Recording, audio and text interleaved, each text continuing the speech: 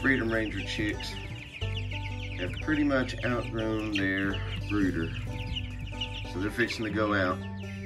But I saved 2 to go in here with our laying chicks. And we're gonna see how they do as the egg layers. So I picked 2. These ladies are coming in to check them out.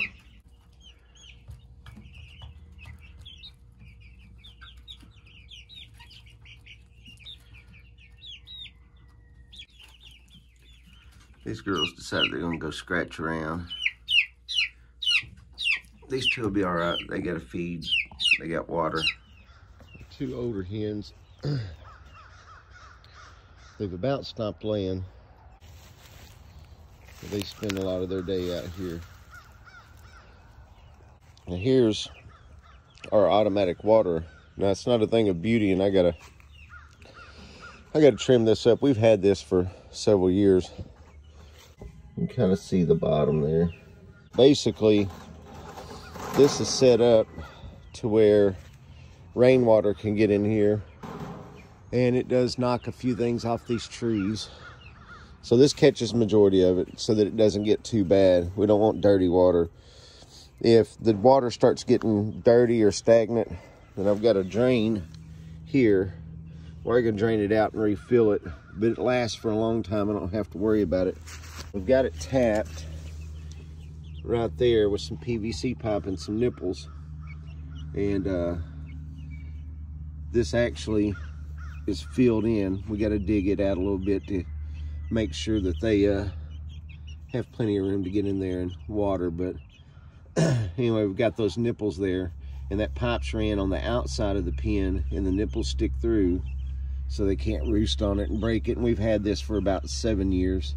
The new little layer chicks out here scratching around, and we throw all kinds of stuff in there for them.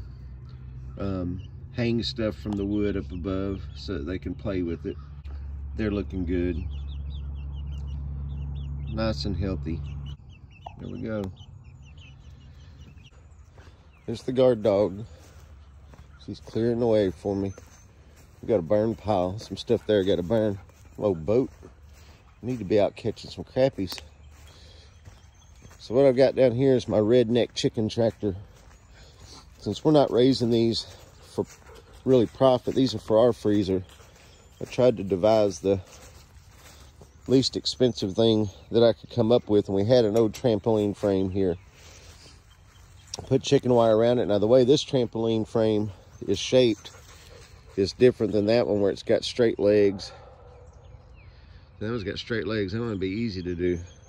These kind of lean in, and you can see the angle made it a little difficult for me. But we got the wire around it. Now I already had some of the wire. I've got to finish the top on it so nothing can get in on the top. And I actually went to Harbor Freight. Harbor Freight had that tarp, which is a huge heavy-duty tarp, on sale for $19. So $19, some zip ties, some old PVC pipe that I had, and I found this corrugated pipe to kind of make it difficult for anything to get under. And this thing's super light. If I want to move it, I can just slide it on one hand.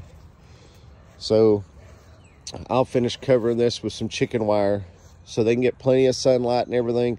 This thing's big, so that gives them plenty of space, and I've checked it after rain to make sure it can't get wet underneath there, and there'll be plenty of room for the chickens to get underneath that area. They'll have all this grass to pick around on and stuff like that. Give them something to do, and I'll fix up their feeder and water. Nothing pretty, and we're not looking for pretty. So once these chickens are grown and butchered, we can put another group of chickens in there, or I can pull this over and it can go over here, and it can sit until we get ready to use it again. I may have to replace some zip ties. I'll cover some of this tarp up so it can't get holes in it, and that's it. So all together with scrap that I found to to use for this thing. And this has been through some really strong winds already. I went ahead and put the tarp on to make sure it was going to withstand any winds and rain, and it's done really well.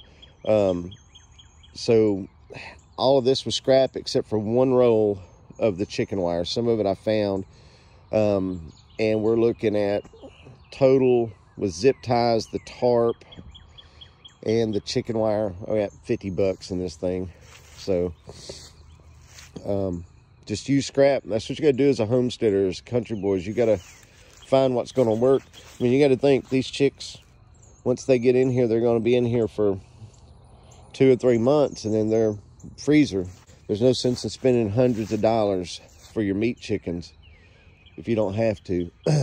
Now, if you're selling chickens, yeah, you probably need to devise something a little bit better. But this is going to work just fine. I mean, I could put a lot of chickens in here. This thing's huge. Meat chickens don't need a lot of room. I had to make a decision when we were getting meat chickens between the Cornish cross, and I ended up with Freedom Rangers. And the reason why I decided to go with Freedom Rangers is I wanted chickens that are chickens. Now, I know they've been crossbred and stuff to come up with a certain type of breed that'll grow fast enough to make it worth doing them. But my problem is, you know, it's almost seems unethical with the Cornish cross when those things, they grow so fast, they're so lazy, they're not even like chickens anymore. And they grow so fast, their legs can get distorted. They can have the flip over syndrome where they flip over and have heart attacks and stuff. And they've got a dead by date. I don't know what you would call an expiration date, to where at a certain date, you can just expect them all to die. Yeah, that's problematic for me. It just is what it is. It's just my personal opinion. I mean, I really don't get upset about what people raise for themselves, but for us, we decided to go with a chicken that's a chicken. And that's why we opted to keep 2 of those Freedom Rangers for egg layers. I mean, we were buying them, so why not keep a few of them, right? We're gonna see how they do. Now, I've seen where a couple of people have kept some. They say they make excellent egg layers. They don't have an expiration date like the Cornish cross. We're just gonna do our thing, and we don't care what other people do. It doesn't really bother me. It's just a personal opinion.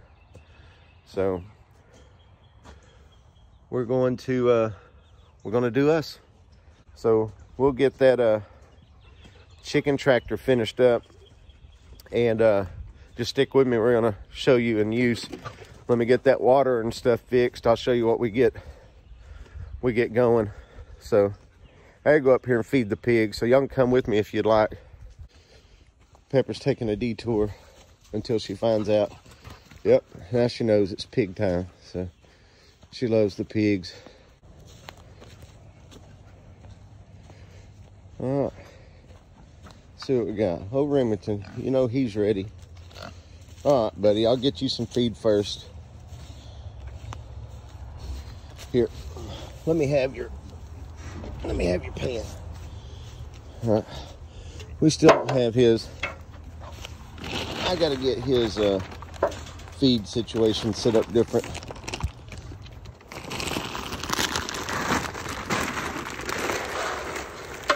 Hey, did you quit?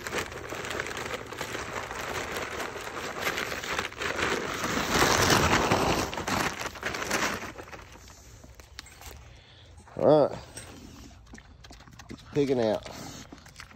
What do you think about it? Still a good day to be a pig, ain't it? Remington, boy, you got some holes dug, son. He's getting thick. He's a good looking pig.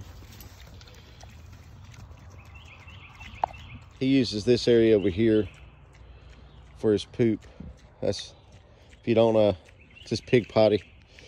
If you don't know anything about pigs, they usually try to find a corner or something that they're gonna poop in.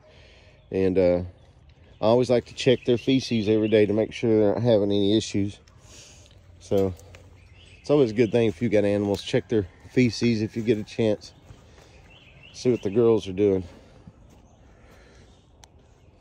Hey, piggers.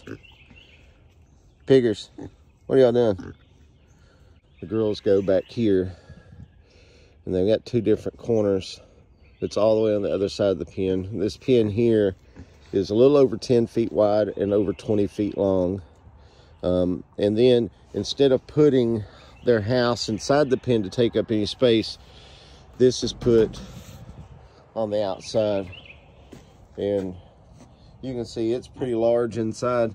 This will eventually have feeder pigs and stuff in it, so we need enough room to make sure that they could all get in. We got the wood. We're not relying on tin, so these 2x are screwed in with some 3-inch screws. And then basically this portion up here can be removed for the hot summertime to allow more ventilation. Same right here. That top board can come off for a little more ventilation. And I do clean these pens out. Since it's just in the corners, I come in here with a shovel and I clean these out, and we put a little bit of this shavings on it. Helps soak up some of the urine, keeps the smell down. And then we'll put pelletized lime in here that'll help out with any odors. So they're up moving around. Gotta come visit. You say, Violet, huh? You need the back scratch, huh? You gotta watch pigs. They're curious, so they'll bite you if you're not careful. Yeah. Oh, Patty, she just laying down. Patty, you lazy pig today, ain't you? Huh? You need to talk to management.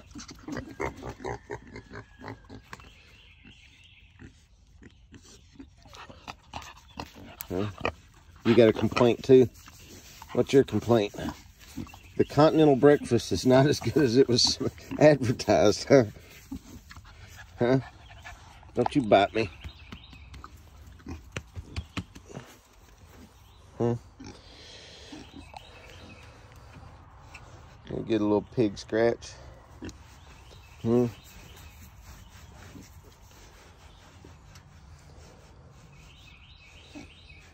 They found something.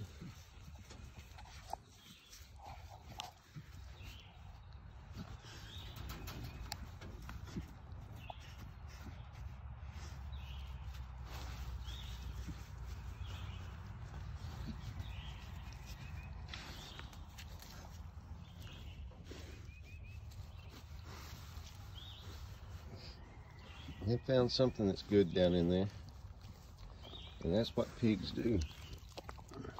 Oh, did you get some of that salt? Uh-huh. Y'all time for a pen cleaning, aren't you? And what I do is I clean these out. You can see over here, I've got areas out here I'll pile it up. And we'll mix pine straw, wood chips, different things like that with it here. And it kind of sort of composts it, but it knocks all the odor down. So we like to keep a clean pen.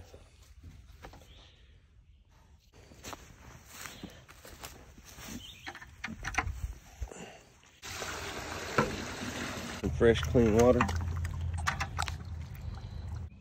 Doing pig things, chewing on a piece of wood. They'll probably fight over it here in a minute.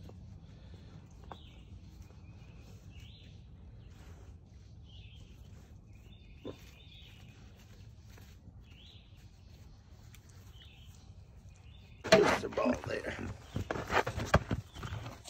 All right, so that's the morning chores. I gotta head to work. Pepper's gonna go take a siesta.